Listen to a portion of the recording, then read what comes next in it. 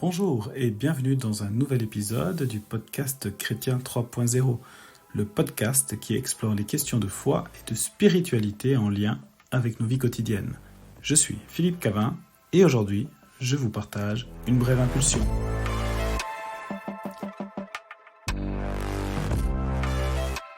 Alors que je jouais à un jeu sur mon smartphone, la notification suivante m'est apparue. Jésus vous verse un loyer. À la bonne heure, cela me faisait gagner un peu d'argent virtuel et donc un petit pic d'endorphine qui m'a fait me sentir un peu mieux, dans un sentiment de plaisir et de bonheur. Le sentiment de satisfaction passé, me voici avec cette phrase qui résonne tout à nouveau dans mon cerveau. Jésus m'a versé un loyer. Tiens donc, on approche de Noël. Et si Jésus et ses parents avaient dû verser un loyer pour la nuit dans l'étable, un loyer avec les charges, pas certain que le petit déjeuner soit compris dans cet arrangement. Peut-être le fourrage pour les bêtes, mais probablement pas plus.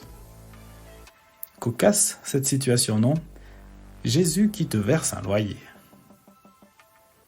Mais, et dans ma vie d'aujourd'hui, Jésus me verse-t-il un loyer ? C'est vrai qu'il me tient à cœur, c'est vrai qu'il tient une place dans ma vie, c'est vrai que je l'héberge dans mon fort intérieur. Alors, est-ce que Jésus pourrait me verser un loyer aujourd'hui ?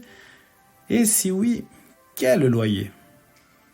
Quelle est cette richesse qu'il me donne ? Quel est le prix de la location que je lui fixe ? Qu'est-ce que j'attends de sa présence dans ma vie ? Probablement pas des francs suisses, des euros ou des dollars. Mais si je fais le bilan, je reconnais qu'il m'a versé un loyer inestimable. Sa vie, comme source d'inspiration. Sa vie, comme source de libération de mes culpabilités, de mes limites.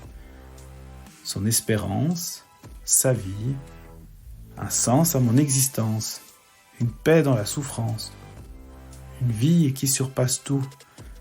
Et cette liste ne s'arrête pas là. Et pour vous, quel loyer Jésus vous a-t-il versé ?